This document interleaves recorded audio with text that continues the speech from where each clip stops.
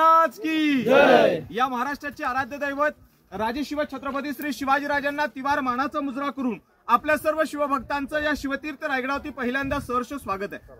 पहिल्यांदा माझी ओळख करून देतो। माझं नाव आहे गणेश चंद्रकांत गोरे। गेले 12 ते 13 वर्ष गडावरती गाईड म्हणून एक काम करतोय।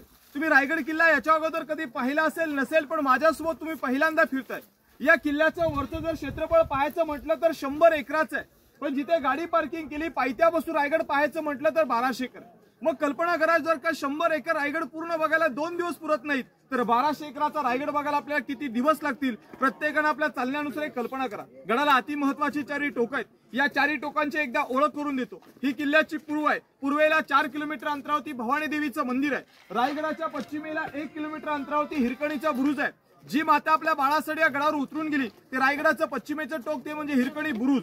काही लोक अवघ्या 4 मिनिटांमध्ये काय यंत्राचा वापर करतात। ही रोपवे गडाची बॅक साइड आहे। 1996 ला रोपवे झाला। लोक 4 मिनिटांमध्ये काय यंत्राचा वापर करून गडाच्या बॅक साइडने गडाच्या माथ्यावरती पोहोचू लागले। रायगडाच्या उत्तरेला गडाच्या पायथ्यापासून गडाच्या माथ्यावरती येईपर्यंत जे टोक पाहिलं असेल पलीकडचं ते रायगडाचं उत्तरेचे टोक, त्याचं नाव आहे टकमक टोक। आणि आपण या गडावरती ज्या पायऱ्या चढून आलात या 2350 पायऱ्या किल्ल्याची समोरची बाजू। जीवनात आलेल्या प्रत्येक शिवभक्ताने एकदा तरी या रायगडाची वारी करावी आणि ती करत असताना ती पायी करून पाहावी। ज्यावेळी डोक्यातला घाम पायाच्या नखाला स्पर्श करतो त्या रायगडाच्या इतिहासाची जाणीव सुद्धा घडवून देतो की 350 वर्षापूर्वी मराठ्याने रायगड बांधला कसा असेल। या रायगडाला पूर्वी 14 नाव होती। कोणी तणस, रासीवट्टा, पूर्वेचा जिब्राल्टर, इस्लामगड, रायरी याचं नामकरण केलं आणि याचं नाव ठेवलं ते म्हणजे रायगड। आणि रायगड ही स्वराज्याची दुसरी राजधानी। स्वराज्याची पहिली राजधानी तुम्हा सर्वांना माहित असेल, पुणे जिल्ह्यात वेल्हे तालुक्यात राजगड हे नाव तुम्ही सर्वांनी ऐकलं असेल। पण ज्या प्रांतात आता उभे आहात हे खरं तर त्या काळात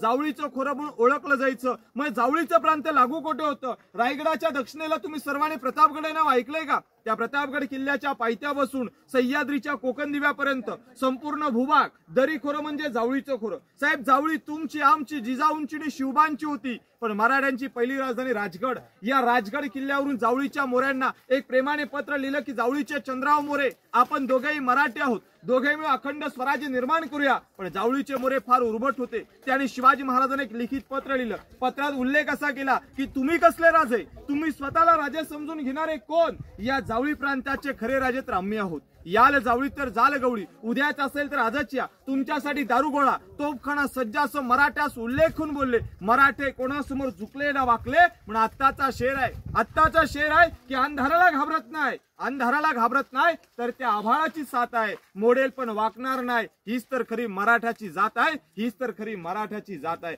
छत्रपती शिवाजी महाराजांनी निवडक 154 सरदार घेतले। पहिल्यांदा जावळी खोऱ्यावरती आक्रमण केलं आणि जावळीच्या चंद्रराव मोऱ्यांचा भाऊ हनुमंतराव मोरे हा सूर्याजी काकडे यांच्या हस्ते त्या जावळी प्रांतामध्ये मारला गेला। आपला सुद्धा वध होणार म्हणून जावळीच्या चंद्रराव मोऱ्याने ते जावळीचं खोरं सोडलं आणि या रायरीच्या डोंगरावरती मुक्कामी आले। शिवाजी महाराजांनी रायरीला 3 महिने वेढा दिला। जावळीच्या चंद्रराव मोऱ्यांच्याकडचा आपला अन्नसाठा संपला गेला। आता शेवट पर्याय काय? तर ते आपल्या राजांशी शरण आले आणि राजांची खातिरदारी होती, जो शरण येईल त्याला शेवटपर्यंत मरण द्यायचं नाही। महाराजांनी जावळीच्या मोऱ्यांकडून रायरीचं प्रांत 15 मे 1656 ला शरण येतच सोडून दिलं गेलं आणि जावळीचं प्रांत राजाने स्वतःच्या ताब्यात स्वाधीन करून घेतलं। मग 56 ते 70 म्हणजे 14 वर्ष रायगड बांधायला लागले। मग साहेब, या 14 वर्षामध्ये किल्ल्यावरती बांधावं काय? आपण ज्या गडावरती आता दगडामध्ये वास्तू पाहणार आहोत अशा गडावरती तुम्हाला 350 इमारती आहेत, 11 तलाव आणि 84 पाण्याच्या टाक्या। त्या इमारतीला लागणारा दगड गडाच्या पायथ्या बसून गडाच्या माथ्यावरती शक्य होईल का?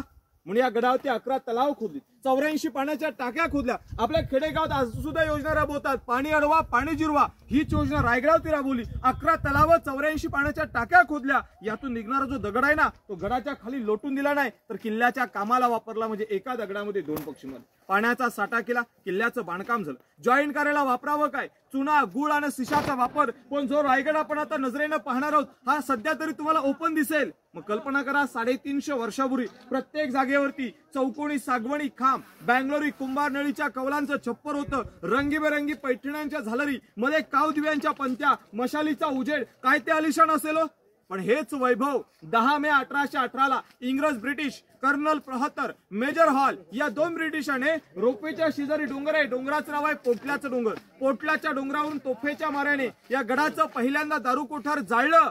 रायगड किल्ला इतिहासाच्या नोंदीनुसार 11 दिवस जळत होता. जेवढं लाकडाचं होतं तेवढं जळालं. आज फक्त दगडांचं आणि विटांचं बांधकाम दिसेल. दगडी बांधकाम शिवरायाने घडवलं, विटांचं बांधकाम पेशव्याने घडवलं. आता आपण किल्ला पाहायला सुरुवात करूया. आपल्याला समोरचं जे तलाव पाहायला भेटते, त्या तलावाचं नाव आहे हत्ती तलाव. 40 फूट खोल आहे, घेरा 210 मीटरचा पाहायला भेटतो. छत्रपती शिवरायांच्या राज्याभिषेक सोहळ्याला गागा भट्ट आले होते. तसंच राज्याभिषेकाला एक उपस्थित होते, ते म्हणजे हत्ती सुद्धा होते. गडावरती हत्ती होते. त्या हत्तीला अंघोळी आणि पाणी पिण्यासाठी हत्ती आवाजाचा वापर करण्यात आला होता. कारण की 350 वर्षापूर्वी या हत्तींना इथे अंघोळीसाठी जागा केली होती. पण याचा दुसरा सुद्धा वापर केला होता. तुम्ही सर्वांनी या गडाच्या माथ्यावरती येताना मध्यंतरी गडाचा महादरवाजा पाहिला का?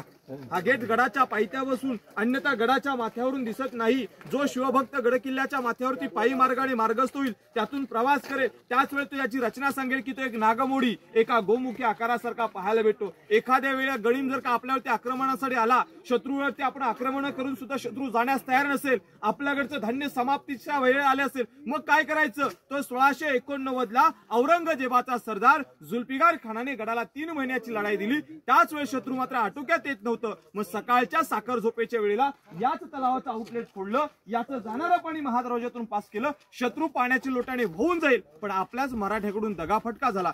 गडाचा दरवाजा उघडला, गणिमांना गडाचा ताबा मिळवून दिला आणि मग ते तलाव फुटला. कारणास्तव गणिमाने हा किल्ला 1689 ला औरंगजेबाचा सरदार जुल्फिकार खानाच्या ताब्यात गेला. त्यावेळी ते राजे कोण होतं? तर संभाजी महाराज नव्हते, ना शिवराय नव्हते. इथे होते राजाराम महाराज. शिवाजी महाराजांचे 2 नंबरचे चिरंजीव हे रायगडाचे राजगादीचे हक्कदार होते. त्याच वेळी हा मोठा दगाफटका झाला. त्यावेळी संभाजी राजांच्या पत्नी, त्यांचं नाव होतं यसुराणी साहेब, या रायगडावरती कैद झाल्या. त्या 28 वर्ष कैदेत राहिल्या.